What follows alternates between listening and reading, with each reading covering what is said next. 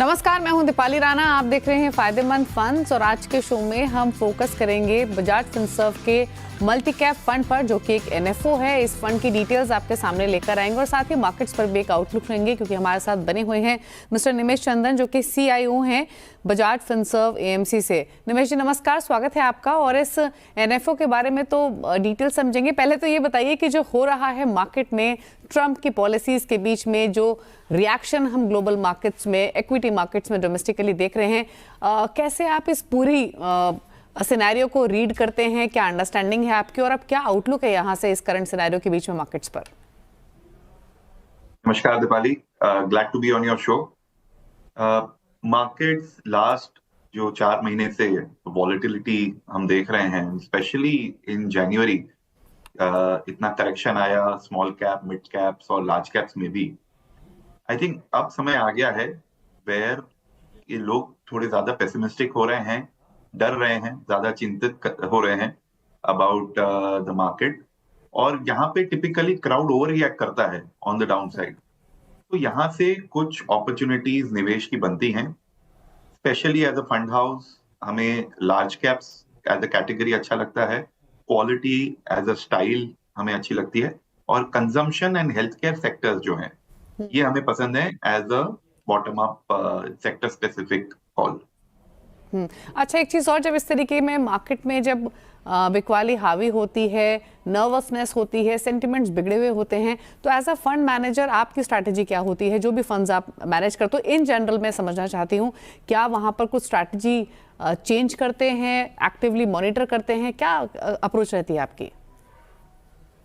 हम Bajaj Finserv AMC में market के फंडामेंटल्स भी ट्रैक करते हैं और मार्केट का बिहेवियर भी ट्रैक करते हैं। जो सेंटिमेंट साइकिल कहते हैं मार्केट की, वो भी ट्रैक करते हैं। फंडामेंटल्स में हम पहले एक इंट्रिंसिक वैल्यू बनाते हैं कि large cap index, small cap index क्या इंट्रिंसिक वैल्यू पे होने चाहिए, अपने हिस्टोरिकल एवरेज से कितने दूर हैं, वो ट्रैक करते हैं। जैसे कि अगर देखा जाए तो आज लार्ज कैप जो है वो अपने एवरेज वैल्यूएशन पे आ गए हैं।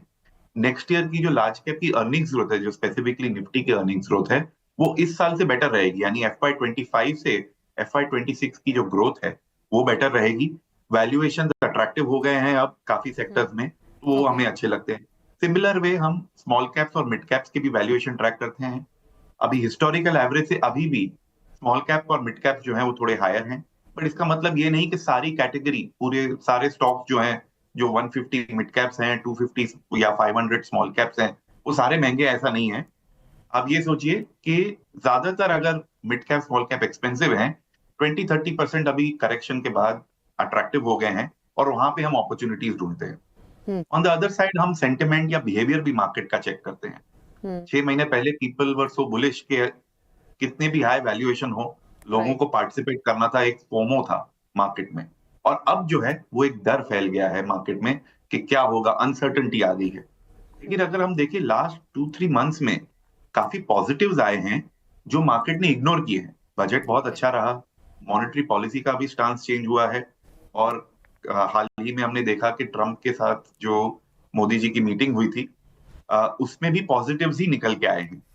तो अब मार्केट बिकॉज एक डर या चिंता में है, अनसर्टेन मोड में है, उस वजह से गुड न्यूज भी इग्नोर हो रहे हैं। तो इस वजह से हम इंट्रिंसिक वैल्यू और मार्केट मूड दोनों को रीड करें तो कुछ निवेश की अपॉर्चुनिटीज अब निकल के बाहर आ रही हैं। ओके, तो निमेश जी, आपके हिसाब से ये इन्वेस्टमेंट वाला मार्केट है फिलहाल लॉन्ग टर्म के लिए? जी एब्सोल्युटली, हम मार्केट से बुलिश हैं, और जैसे मैंने कहा कि प्रायोरिटी रहेगी to look for large caps, quality stocks, और जहां पे सेक्टर स्पेसिफिक है consumption and health care. Okay, तो कंजम्पशन हेल्थ केयर आपको बेहतर लग रहे हैं, वैल्यूएशंस आपको अच्छी लग रही हैं। क्या ऐसे सेक्टर्स भी हैं मार्केट में जहां अभी भी वैल्यूएशन कंसर्न्स हैं, या जहां अभी भी ग्रोथ का डर है?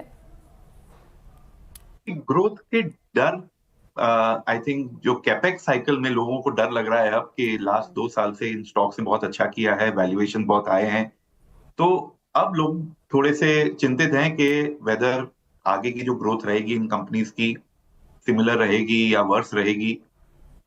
मेरे हिसाब से वैल्यूएशंस जब हाई होते हैं, एक्सपेक्टेशंस जब हाई होते हैं, कुछ छोटी सी भी अगर कोई नेगेटिव बात आती है या कुछ एक दो क्वार्टर के लिए अगर उन कंपनीज की ऑर्डर बुक नहीं बढ़ रही है तो जो करेक्शन आता है वो बहुत शार्प आता है। कुछ हमने देखा लास्ट ईयर, कुछ नैरो थीम्स जैसे कि डिफेंस है, कैपिटल मार्केट कंपनीज हैं, ये जो नैरो थीम्स रही हैं उसमें जब क्राउड एक्साइट हो जाता है तो उनमें वेरी शार्प अपमूव आता है, फटाफट भाव बढ़ते हैं और वैल्यूएशन भी जल्दी बढ़ जाते हैं। लेकिन थोड़ी सी डिसअपॉइंटमेंट अगर उनमें आती है तो ऑपोजिट रिएक्शन होता है, वो फट से गिर जाते हैं उनमें। समझिए कुछ इलिक्विड स्टॉक्स में तो नीचे सर्किट लग जाती है और सब एक साथ निकलने की कोशिश करते हैं बिकॉज वो एक नैरो थीम है। तो मैं कैपेक्स साइड और some of this defence capital market side है वो उसमें वैल्यूएशन पे थोड़ा चिंतित हूं। मुझे अभी भी लग रहा है कि उनकी लॉन्ग टर्म ग्रोथ पॉजिटिव रहेगी, लेकिन बिकॉज ऑलरेडी हमने उनको हाई वैल्यूएशन दिए हुए हैं तो थोड़ा सा वो प्रेशर में रह सकते हैं। अच्छा, एक और क्विकली, उसके बाद हम फंड की बात करेंगे निमेश जी। अर्निंग सीजन के लास्ट लेग में हम हैं। Management commentary I am sure, क्योंकि अर्निंग से ज़्यादा इंपॉर्टेंट थी कमेंट्री, ताकि एक इंडिकेशन मिल सके कि आगे के लिए क्या राह रह सकती है कंपनीज की। आपकी अंडरस्टैंडिंग क्या कहती है अर्निंग सीजन को लेकर? कब तक सुधार एंटिसिपेट करे, क्या व्यू है? तो अब लगभग काफी नतीजे, जो मेजॉरिटी कंपनीज जो हम ट्रैक करते हैं उनके नतीजे आ चुके हैं। तो हमने देखा कि फर्स्ट हाफ जो था वो बहुत प्रेशर में था काफी कंपनीज के लिए। Q3 जो है वो Q2 से बेटर रहा है और आउटलुक जो है जनरली, मैं ये नहीं कहूंगा हर एक कंपनी में ऐसा है या हर एक सेक्टर में ऐसा है, बट आउटलुक नेक्स्ट क्वार्टर का, Q4 का क्वार्टर Q3 से बेटर रहेगा। एंड नेक्स्ट ईयर जो है काफी कंपनीज ऐसी हैं जो बेटर ग्रोथ इंडिकेट कर रही हैं FY25 से, मार्जिन भी बेटर इंडिकेट कर रही हैं FY25 से। तो जनरली एक पॉजिटिव मूड है। दैट्स व्हाई क्या हुआ है कि अगर करेक्शन में सारे ही स्टॉक्स, जैसे कि इंडेक्स अगर डाउन है 10-15%, उसमें काफी ऐसे स्टॉक्स हैं जो 20 से 30% नीचे हैं और काफी ऐसे स्टॉक्स हो गए हैं जो 52 वीक लो पे चले गए। उनमें से कुछ अच्छे कॉन्ट्रेरियन पिक्स छांटना, I think this is the right time. चलिए, तो ये तो मार्केट्स पर एक क्विक आउटलुक हुआ, और अब बात कर लेते हैं Bajaj Finserv multi cap fund के बारे में, जो कि एक एनएफओ है। 6 फेब को ऑलरेडी ओपन हो चुका है, 20 फेब को क्लोज हो रहा है। और इस स्पेसिफिक फंड की खासियत जाने उससे पहले क्विकली आपसे निमेश जी समझना चाहते हैं कि मल्टी कैप फंड्स कौन सी कैटेगरी होती है, कौन सी कैटेगरी ऑफ इन्वेस्टर्स को ये सूट करती है? तो मल्टी कैप फंड्स जो हैं वो ट्रूली हर मार्केट कैप में ठीक से डिवाइड करके अपने पैसे डालते हैं। तो सेबी क्लासिफिकेशन के हिसाब से एक मल्टी कैप फंड को 25% लार्ज कैप, 25% मिड कैप और 25% एलोकेशन स्मॉल कैप में होनी चाहिए। जो आखिर के जो बचे हुए 25% हैं उसमें फंड मैनेजर को ये फ्रीडम दी जाती है कि किसी भी कैटेगरी में उनको ज्यादा अपॉर्चुनिटी लगे तो उसमें वो एलोकेट कर दें। तो इसमें एक होलिस्टिक या एक कंप्लीट एक्सपोजर मिलता है इन्वेस्टर्स को। जो बेस्ट कंपनीज या बेस्ट स्टॉक्स हैं with in these categories, fund manager उनको चुन के इस कैटेगरी में रखते हैं ताकि एक्सपोजर, एक इवन एक्सपोजर मिले उनको। हाँ, वो जो 25% एक्स्ट्रा जो है वो जहां पे अपॉर्चुनिटी ज्यादा दिख रही है, जैसे मैंने कहा कि अब राइट नाउ अपॉर्चुनिटी ज्यादा लार्ज कैप में दिख रही है, तो काफी मल्टी कैप फंड जो है वो एक्स्ट्रा 25% लार्ज कैप में शिफ्ट कर देते हैं। अगर स्मॉल कैप मिड कैप में करेक्शन आता है तो वो उनमें अगेन डिवाइड कर लेते हैं। तो for a long term investor जो चाहते हैं कि हम इंडिया की जो सबसे अच्छी इन्वेस्टमेंट्स हैं तीनों कैटेगरीज में से हम चुन के उसमें पार्टिसिपेट करें, तो उसको बेनिफिट मिलता है। अनदर इंपॉर्टेंट थिंग इज कि आपने देखा होगा कि लार्ज कैप में कुछ बड़े सेक्टर्स डोमिनेट करते हैं, जैसे BFSI, IT डोमिनेट करते हैं। मिड कैप में कुछ और सेक्टर्स डोमिनेट कर रहे हैं, स्मॉल कैप में कुछ और सेक्टर्स डोमिनेट कर रहे हैं। अगर हम ये कंप्लीट बास्केट को देखें तो आपको थीमेटिकली और सेक्टर वाइज भी आपको एक अच्छा स्प्रेड मिल जाता है टू पिकअप कंपनीज। कोई भी निवेशक अगर इक्विटी में इन्वेस्टमेंट करना चाहते हैं तो हमारी सलाह यही रहती है कि आप 3 से 5 साल का व्यू लेके आएं ताकि आपको इस वॉलेटिलिटी का कोई बुरा एक्सपीरियंस ना हो। Fund managers long term money को लेके इस वॉलेटिलिटी का यूज करके आपको बेटर रिटर्न्स या हेल्दी रिटर्न्स आपके लिए बना के देते हैं। तो लॉन्ग टर्म निवेशकों के लिए ये category is a good category to be in, और आपको जो एक्सपोजर मिलता है वो एक कंप्लीट एक्सपोजर इंडियन मार्केट का इससे मिल सकता है। ओके अच्छा, आपने जो भी बताया वो एक स्टैंडर्ड सेटअप बताया कि कितना एलोकेशन कहाँ किया जाता है। अगर हम इस पर्टिकुलर फंड की बात करें तो जो 25% फंड मैनेजर की चॉइस होती है वो डिप्लॉय करे। अगर हम इस स्पेसिफिक फंड की बात करें तो कहाँ ये रिमेनिंग 25% डिप्लॉय किया गया है? तो हम डिप्लॉयमेंट शुरू करेंगे after the fund okay, closes, और एलोकेशन जो होती है हमारी 27 या 28 फरवरी तक जो एलोकेशन होती हैं, ठीक है। उसके बाद हम डिप्लॉयमेंट शुरू करते हैं। तो 1 महीने के जो डिप्लॉयमेंट पीरियड होता है उसमें हम अपॉर्चुनिटीज देख के डिप्लॉय करते हैं। अगर जो हाल अभी बाजार का है, अगर उस हिसाब से ही अगर मार्केट रहा, तो शायद ये जो एक्स्ट्रा 25% है वो लार्ज कैप की तरफ ज्यादा एलोकेट होगा। हम्म मिड कैप स्मॉल कैप में अगर यहाँ से और जोर से करेक्शन आते हैं तो हम उसे मिड कैप स्मॉल कैप की तरफ भी डाइवर्ट कर सकते हैं। अच्छा, एक जगह मैं पढ़ रही थी बजाज फिनसर्व एएमसी का कहना यह है कि ये फंड एक अपॉर्चुनिटी प्रोवाइड करेगा to unlock hidden values in overlooked assets. तो आप इसको थोड़ा सा एक्सप्लेन करेंगे कि एग्जैक्टली क्या मतलब है इसका और क्या स्ट्रैटेजी रहेगी?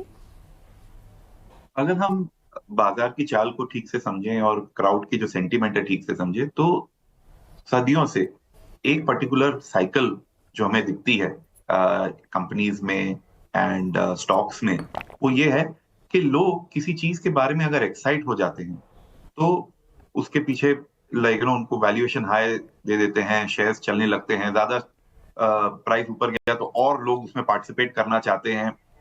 तो वैल्यूएशन बहुत हाई हो जाते हैं, आफ्टर सम टाइम एक्सपेक्टेशन बहुत हाई हो जाती है, और फिर रियलिटी जो है अगर इतनी अच्छी नहीं है तो फिर लोग उसमें से सेल करना शुरू करते हैं, कुछ लोग पैनिक करते हैं, कुछ लोग वरी करते हैं।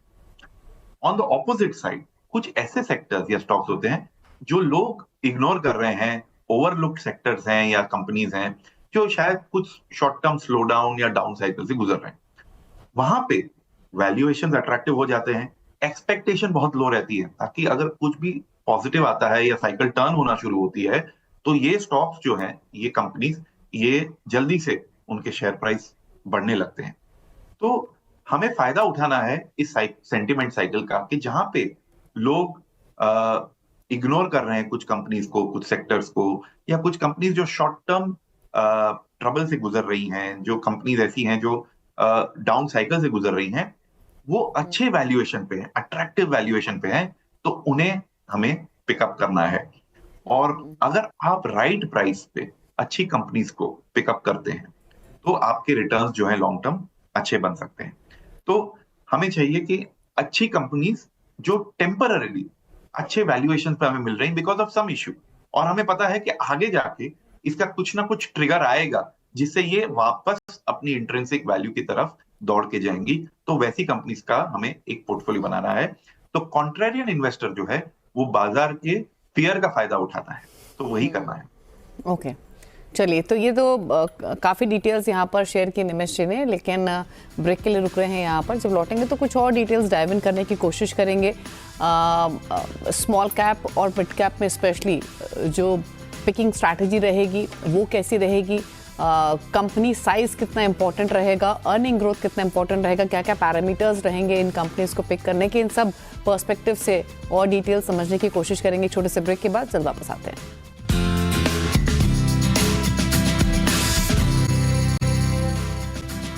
आप देख रहे हैं फायदेमंद फंड्स और आज के शो में हम बातचीत कर रहे हैं बजाज फिनसर्व के मल्टी कैप फंड की, जो कि एक एनएफओ है। 20 तक ओपन है सब्सक्रिप्शन के लिए। 6 फरवरी को ऑलरेडी ये खुल चुका है। और इसी पर बातचीत करने के लिए मिस्टर निमेश चंदन हमारे साथ मौजूद हैं, जो कि सीआईओ है बजाज फिनसर्व एएमसी से। निमेश जी, वेलकम बैक। और अब एक चीज़ समझना चाहेंगे, specially mid cap small cap से को ध्यान में रखते हुए ये क्वेश्चन ज़्यादा इंपॉर्टेंट है मेरे लिए, कि जब आप कंपनीज को पिक करेंगे तो किन किन पैरामीटर्स के बेसिस पे ये सिलेक्शन होगा, और दूसरी बात ये कि क्या मिड कैप स्मॉल कैप में स्पेशली वेरियस साइज की कंपनीज हो सकती है या फिर कुछ स्पेसिफिक क्राइटेरिया है?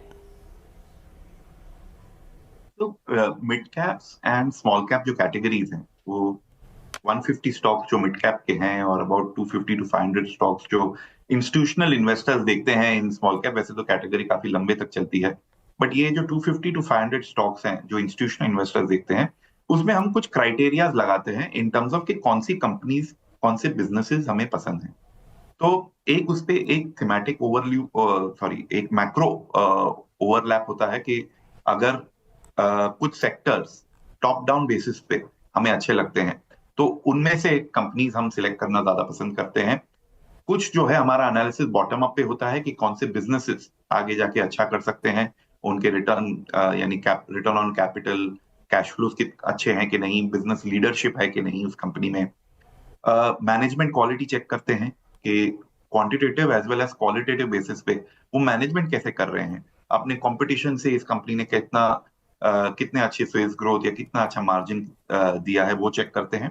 एंड मोस्ट इंपॉर्टेंट ये फंड के लिए रहेगा कि इसकी जो हम इंट्रिंसिक वैल्यू बनाते हैं या वैल्यूएशन बनाते हैं उससे कितना सस्ते में हमें ये कंपनी मिल रही है। आपने देखा होगा कि लास्ट 2 महीनों में इन दोनों कैटेगरीज मिड कैप और स्मॉल कैप में बहुत ही सीवियर करेक्शन आया है। काफी जो स्टॉक्स हैं वो 20 to 30% जो अपने पीक हुए थे उनके उनसे नीचे आ गए हैं। तो ये कैटेगरी में कुछ ऐसे बिजनेसेस हैं जो लॉन्ग टर्म के लिए अच्छे बिजनेसेस हैं, मैनेजमेंट क्वालिटी भी अच्छी है और अब ये वैल्यूएशन में अट्रैक्टिव है। इसमें मैं एक और कॉन्सेप्ट ऐड करना चाहूंगा, what is called margin of safety, कि अगर हम किसी कंपनी का फ्यूचर प्रोजेक्ट कर रहे हैं और उस पे उसको वैल्यूएशन दे रहे हैं, तो अगर हम गलत गए, अगर वो फ्यूचर एग्जैक्टली हमने सोचा है वैसा नहीं है, तो हमारी डाउनसाइड कितनी है या रिस्क कितना है। तो इसमें कॉन्सेप्ट आता है मार्जिन ऑफ सेफ्टी का, कि अगर हम गलत भी गए तो भी हम इसमें ज्यादा नुकसान ना करें या उसमें ज्यादा डाउनसाइड ना हो, पर अगर हम सही गए तो अपसाइड बहुत ज्यादा हो। तो इसे कहते हैं मार्जिन ऑफ सेफ्टी, कि इंट्रिंसिक वैल्यू जो हमने कैलकुलेट की है कंपनी से, उससे उसका प्राइस, आज का दाम कितना नीचे है, एंड जिसमें हमें वो कुशन या मार्जिन ऑफ सेफ्टी ज्यादा मिलता है, उन कंपनीज को हम प्रिफर करते हैं लेना। काफी कंपनीज ऐसी हैं जैसे कमोडिटीज हैं जो डीप सिक्लिकल स्टॉक्स हैं। इसमें काफी ऐसे इवेंट्स होते हैं जहां पे इन्वेस्टर्स शॉर्ट टर्म देख के इन कंपनीज को बहुत ही सस्ते दामों में बेच देते हैं, फ्रस्ट्रेट होकर बेच देते हैं। और यहाँ इन कंपनीज में मार्जिन ऑफ सेफ्टी ज्यादा होता है। अगर हमें दिख रहा है कि आगे एक ट्रिगर है जहां से इन कमोडिटीज में अपसाइकल आने वाली है, तो हम उनमें पोजीशन करेंगे टू टेक बेनिफिट, कि जब अपसाइकल आएगी तो इनमें सबसे ज्यादा फायदा होगा। ओके, चलिए, ये तो हर पर्सपेक्टिव से आपने समझाया इस फंड के बारे में। अब थोड़ा सा थीम पर बातचीत कर लेते हैं। लार्ज कैप हो, मिड कैप हो या स्मॉल कैप हो, इस फंड का फोकस कहाँ रहेगा, कौन सी थीम्स पर रहेगा, क्या कुछ डेडिकेटेड एलोकेशन है कि इतना इस सेक्टर में जाएगा, क्या प्लान एग्जैक्टली थीम्स को लेकर?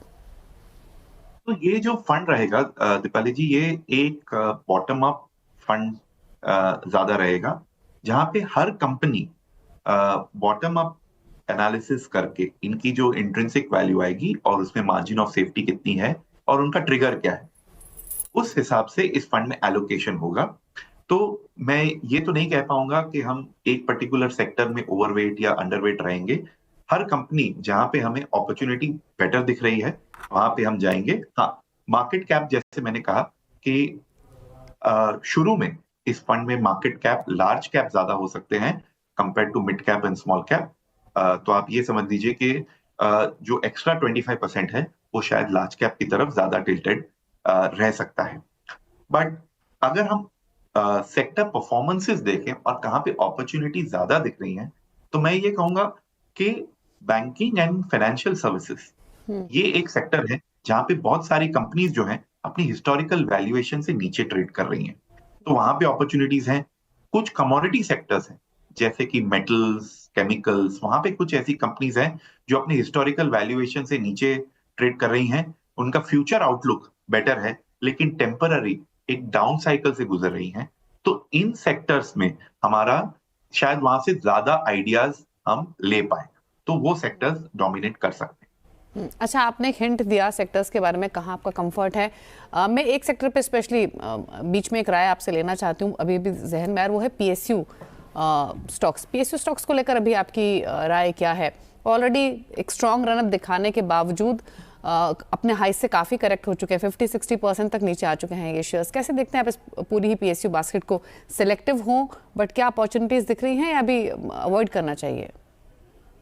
पीएसयूज को मैं जनरली एक कैटेगरी में नहीं डालूंगा, क्योंकि ये अलग अलग बिजनेसेस हैं, इनके अलग अलग ग्रोथ रेट्स हैं, इनके अलग अलग प्रॉफिट ग्रोथ रहेंगे, लेकिन लोग पीएसयूज के बारे में एक्साइट एक साथ हो जाते हैं और डिप्रेस भी एक साथ हो जाते हैं।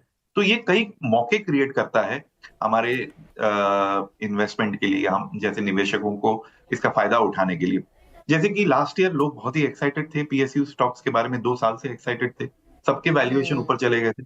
अब जो है लोग डिप्रेस हो गए हैं, पीएसयू को ग्रोथ डाउट कर रहे हैं, गवर्नमेंट की कुछ स्पेंडिंग एक हाफ तक नहीं रही, तो ये स्टॉक्स करेक्ट हो रहे हैं, तो इनके वैल्यूएशन, डिविडेंड यील्ड फिर अट्रैक्टिव हो गए। लेकिन हम क्या करेंगे, इनमें से जो सारे पीएसयू जो बास्केट है जो करेक्ट हुआ है, उसमें से कौन से ऐसे बिजनेसेस हैं जहां पे हमें इंट्रिंसिक वैल्यू अच्छी दिख रही है, लॉन्ग टर्म ग्रोथ उनकी अच्छी लग रही है, उनमें से हम चूज करेंगे कि कहां पे इन्वेस्ट करना है। तो पीएसयू डेफिनेटली एक अट्रैक्टिव एरिया है जहां पे मिस प्राइसिंग की वजह से कुछ स्टॉक्स सस्ते दामों में हमें मिल रहे हैं। ओके अच्छा, एक लास्ट क्वेश्चन और निमिष जी आपसे वापस इस एनएफओ के बारे में। Multi cap funds already market में हैं, अगर इन्वेस्टर्स चुने बजाज फिनसर्व मल्टी कैप को तो क्यों, क्या डिफरेंट है इसमें बाकी मल्टी कैप फंड से?